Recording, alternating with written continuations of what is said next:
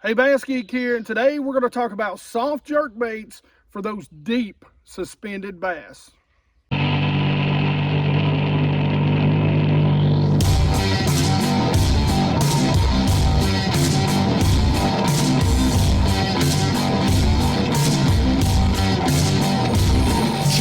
That's right, you heard me right. I'm talking about soft jerk baits for those deep suspended bass. Guys, a lot of times the same bass I'm talking about are what you guys may call offshore fish or ledge fish. When you pull up to that spot and you see them suspended off the bottom, this is a great way to get those inactive fish to become very active. Now, in my opinion, that is a very big misconception, that because they're suspended, they're inactive. Most of the time, because they're suspended, if they're suspended up, it's probably because the bait fish, for whatever reason, is higher in the water column and they're actually actively feeding. Now, that's not always the case, but it is the case, well, a lot of the times. Especially on the highlands reservoirs, not the true, what I call the Tennessee River ledge lakes, but this is also a great way to catch them there, especially when maybe they're not pulling as much current. When they don't pull as much current, and the same when they're not generating on some of the lakes that I fish, they'll suspend up, and this is a great way, albeit a slow way, to get them to hit. If you pull up on them and they're actually a few fish breaking, even better. You're really going to be able to throw this a long way with the way I rig it, and you know, catch some really nice fish as they're chasing that shad to the surface. Now, let's talk about the two baits that generally I use. Guys, the Bass Munitions thing is up in the air. He is recovering. He's getting better. But I don't know where Bass Munitions really sits right now. One of my favorites is their soft jerk bait. And this is a natural shad color, which is my go-to color with them. Now, I like it. It's bigger, thicker, got a nice shad-shaped body. But probably my favorite is the KVD Perfect Plastic by Strike King, the caffeine shad. Now, this is the ghost shad color. Now, I like that because I'm in some pretty clear water.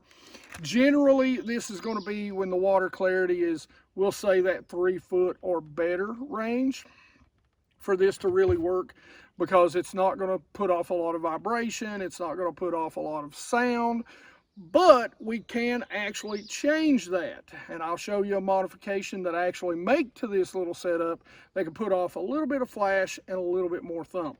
Now, the reason why this is my favorite is because it's loaded with salt. This is the 5-inch, and you really just have to match the hatch, and the 4-inch are the two that I go to. This is a 5-inch version, but it's a little bit smaller, the Bass Munitions versions. But the reason I like this is it's loaded with salt and it actually sinks. So when you're throwing this bait out there, yes, I do put a belly weight on it, but when you're throwing it out there, you want something that's going to sink just a little bit faster. You don't want to put too much weight. You don't want this thing going to the bottom. You're not Texas rigging it. You're putting it on a belly weight, so it's mimicking a dying shad as it sinks to the bottom with that nice little wobble to it, okay? I'll show you that in just a minute. Now, what are rod, reel, line setup? Let's go ahead and dive into that right now. Generally, I'm going to use a 7-foot to a 7.3 medium fast action. Since you're throwing this on something that is generally you're going to weight, you're wanting a little stiffer rod and reel. So fast to extra fast is going to be the deal, and you want it on the stiffer side of fast, okay?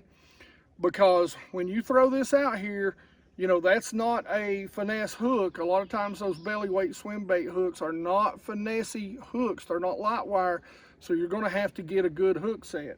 So generally what I'm throwing it on, and I'm gonna throw it on a little heavier fluorocarbon. So this is gonna be probably 10-pound test. You can go up to 12 if need be, but generally that 10 to 12 pound test fluoro.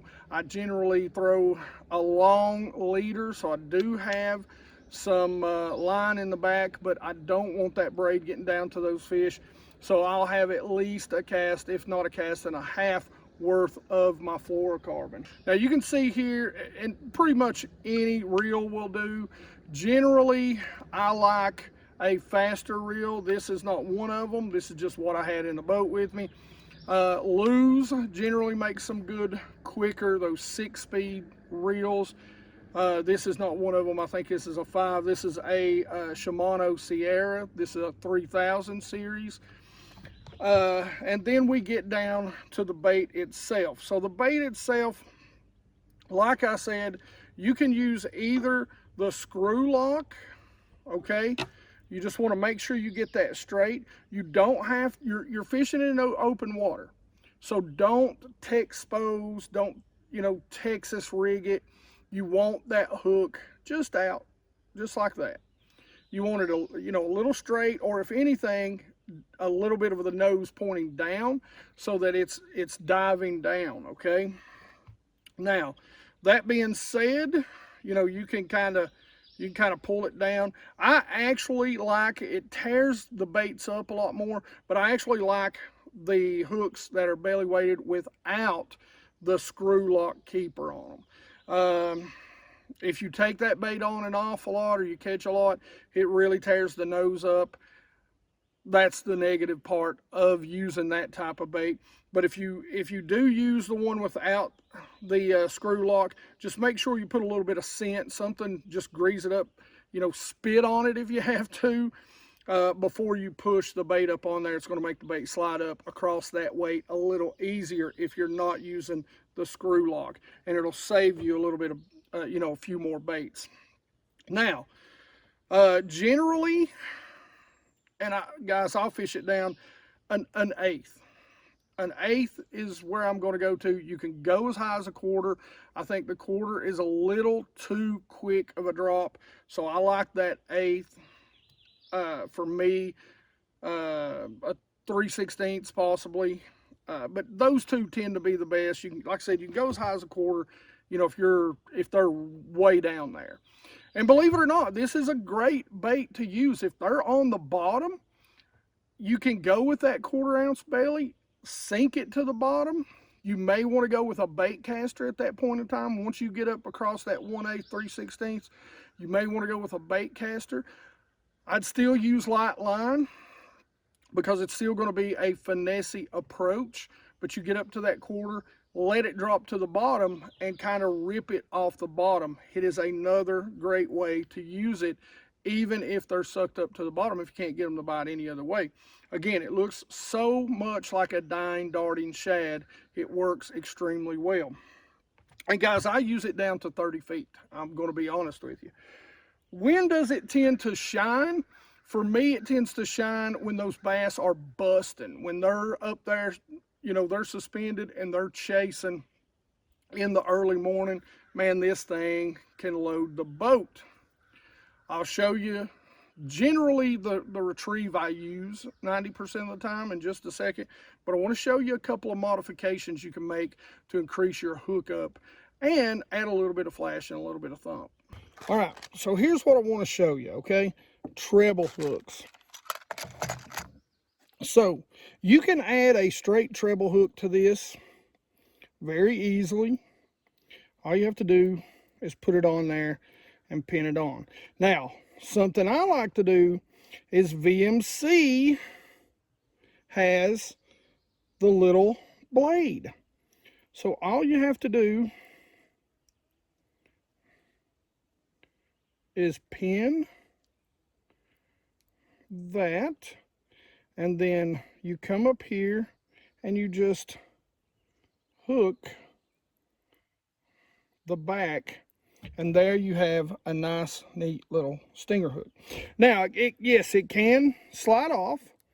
So, something that you want to do if you have some tubing, say you've got some hooks that you use, your spinner baits or something like that, and all you have to do is punch through, get that down out of the way.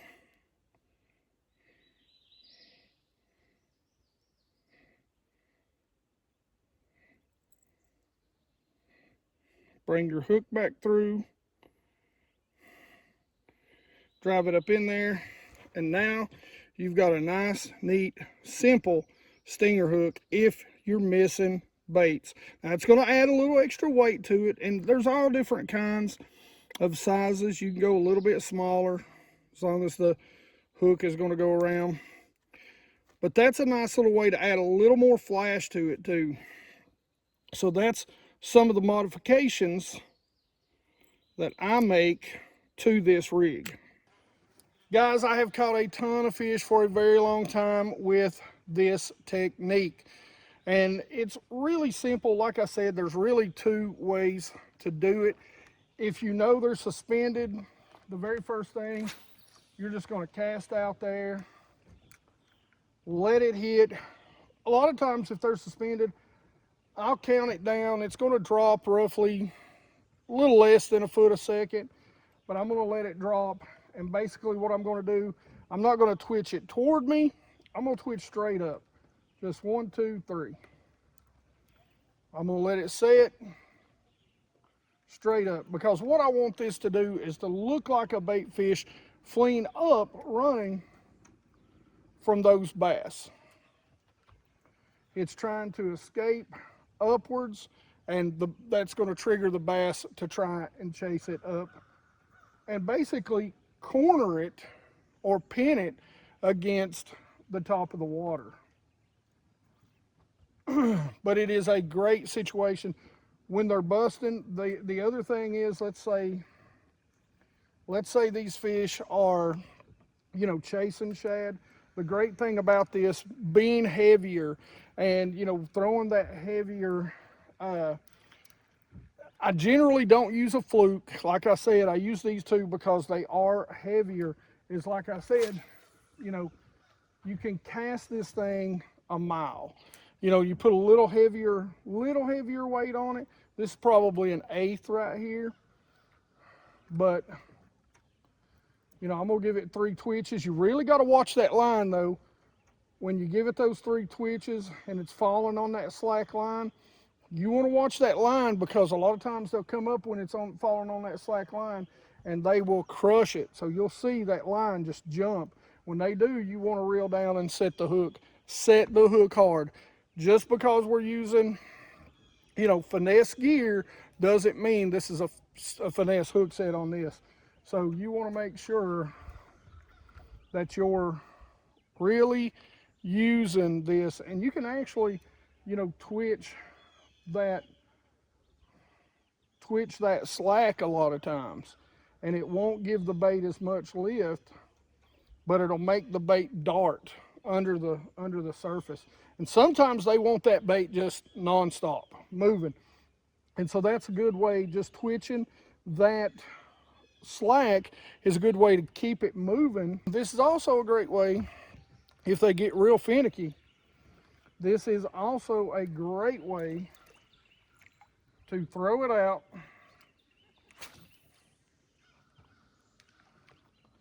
and let it sink to the bottom. Just let it sink to the bottom.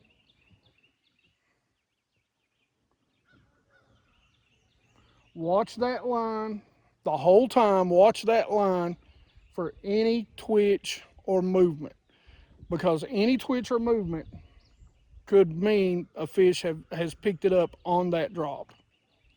Now, once you're on the bottom, it's the same thing. Give it 3 good rips and let it settle.